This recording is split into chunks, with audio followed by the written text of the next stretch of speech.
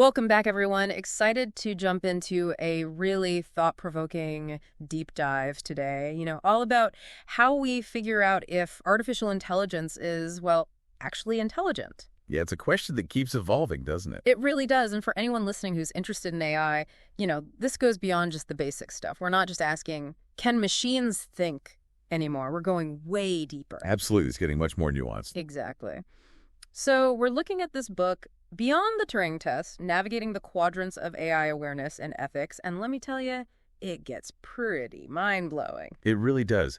We always hear about the Turing test. Can a machine trick a human into thinking it's also human? Right. Like the classic example. Right. But this book makes the point that real AI awareness, it's so much more than just, being good in imitation. Like, remember that horse, Clever Hans? Oh, yeah. Everyone thought he could do math, right?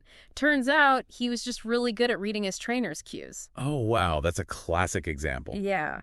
And this book uses examples like that to say, look, the Turing test was groundbreaking, but it's not the whole story. Exactly. Exactly. It's like you can't judge a book by its cover.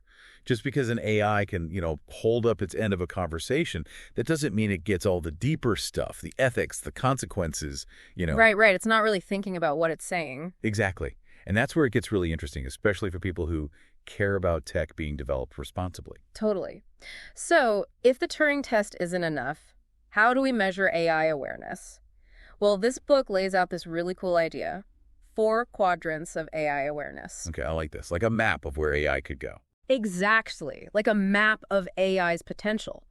And get this, the quadrants are unconscious incompetence, conscious incompetence, conscious competence, and, wait for it, unconscious competence. Oh, wow. The names alone are pretty intense. I know, right? They really make you think. Yeah. So to break it down a little, we've got unconscious incompetence, which is like the AI is clueless, right? Yeah. Then there's conscious incompetence, where it's starting to realize, hey, I don't know everything. It's getting self-aware. Exactly. And, well, I don't want to spoil all of it just yet. We'll get into the other 2 in a bit. Keeping me in suspense. But even with just those 2, you can see how this framework lets us think about AI in a much more, complete way. It's not just, is it smart? It's how is it smart? Exactly. So the book really dives into one quadrant in particular, conscious competence. Okay, yeah. Now that you mention it, I'm really curious about that one. What does conscious competence even mean when we're talking about, AI? It's not like a machine can be aware of what it can do, right? It's a great question.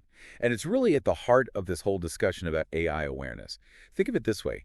It's not just about an AI being good at something. It's got to be more than just, like, effective. Way more. It's about the AI understanding its own abilities and, even more importantly, knowing what it doesn't know. Oh, interesting. So it's like it has a sense of its own limitations. Yeah, exactly. It's not afraid to say, hey, this is getting a little out of my depth. It can make judgment calls, sure, but it also knows when to maybe ask for help. Ask for help from us. Exactly. Or at least flag that something requires a more nuanced approach. Okay, now that is really interesting. So, like, imagine if you had an AI doctor, right? And instead of just spitting out a diagnosis, it could say, this is a really tricky case. We might want a human doctor to weigh in. That's a great example. Or think about self-driving cars. Would you feel safer in a car that just makes all its decisions in this, like, black box you don't understand? Or a car that could say, whoa, this road is super icy. I'm going to slow way down and let the human take over for a bit. Oh, definitely the car that knows its limits, no question. Right. And that's the essence of conscious competence. Although it does make you think, to actually build an AI like that, one that knows what it doesn't know, that seems incredibly difficult. It's definitely a challenge. It's one thing to develop AI that can, like, process tons of data and solve complex problems, but to build in that self-awareness, that ability to understand its own blind spots, that's a whole other level. And that's where things get, really ethically trickier. Absolutely. Because now you're not just talking about an AI that's really good at its job. You're talking about an AI that understands how good it is. And that's a big difference. It is a huge difference. And the book really digs into some of the what-if scenarios that we need to be considering, especially as AI gets more sophisticated. Oh, okay. Like what are some of the downsides of an AI becoming, more self-aware? Well, one concern is how this type of AI might handle uncertainty. Like, could it become indecisive, hesitant to act if it's not 100% sure? Oh, that's interesting. So it's like, even if it knows its limits, it might still make not great decisions when it's dealing with something totally new. Exactly. And even worse, what if that indecision leads to it making a choice that's riskier than if it had just, gone with its gut? Or gone with, its programming, which I guess is kind of like its gut. But yeah, that's a scary thought. It is something to think about. It's not about, being afraid of AI. It's about recognizing that even the most advanced systems, they're still going to have their limitations, just like us. Right, right. It's like we need to figure out how to give AI some common sense, which is something that, honestly, even some humans struggle with. Exactly. And that is a huge focus of research right now. How do we teach AI to deal with the unexpected? How do we ensure it makes responsible decisions, even when it's in uncharted territory? Sounds like a pretty big responsibility. It is. For the people developing AI, definitely. But it's also on all of us. As AI becomes more integrated into our lives, we need to be informed. We need to ask questions, demand transparency from the companies creating these technologies. So it's not just on the engineers and the coders, it's on all of us to be thinking about this stuff. Absolutely. It's a two-way street. And it all goes back to understanding where AI is now and where it's headed.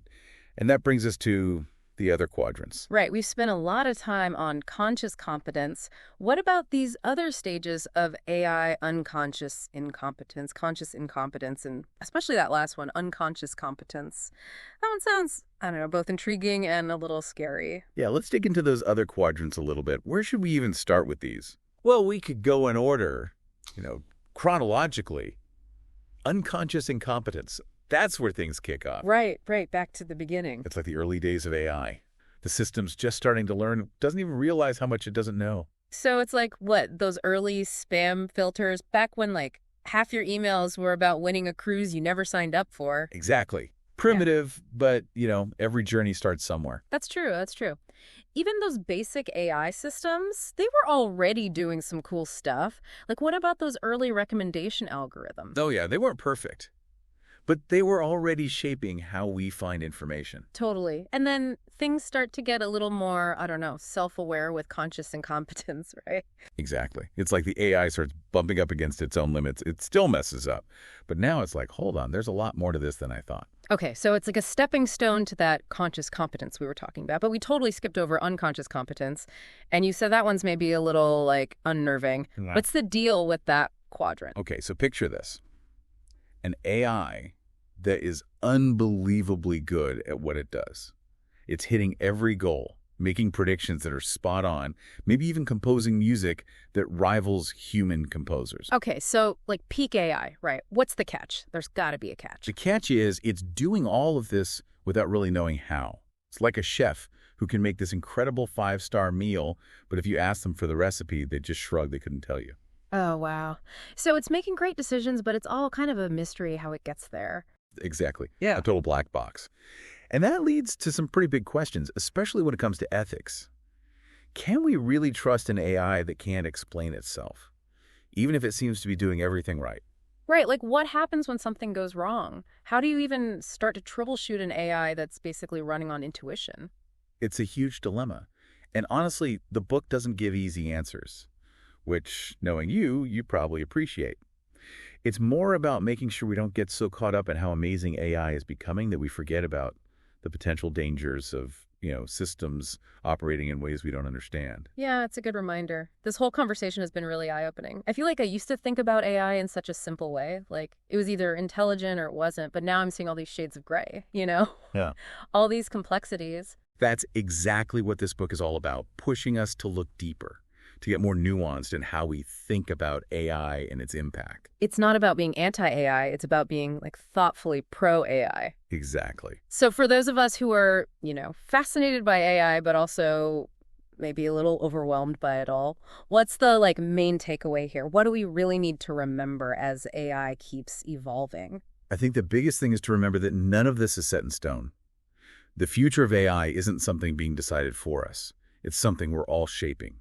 With every choice we make, the research we support, the questions we ask, the lines we draw, it all makes a difference. That's actually really empowering. Like our curiosity, our desire to learn about this stuff, it's not just a passive thing. It's actually shaping how this technology develops. Absolutely. And here's something for you and everyone listening to think about. We focused a lot on conscious competence, right? How to get AI to that point. But even the experts, they're saying that unconscious competence, as amazing as it could be, it also comes with some potentially big risks. And honestly, they're not even sure what all of those risks might be yet. It's pretty mind-blowing. It's like the more we learn, the more we realize how much we don't know. That's the beauty of it. Yeah. It keeps things interesting. It really does. Well, that's about all the time we have for today. But hey, if anyone wants to keep exploring this stuff, and I know you do, you know where to find us. Until next time. Keep those AI questions coming.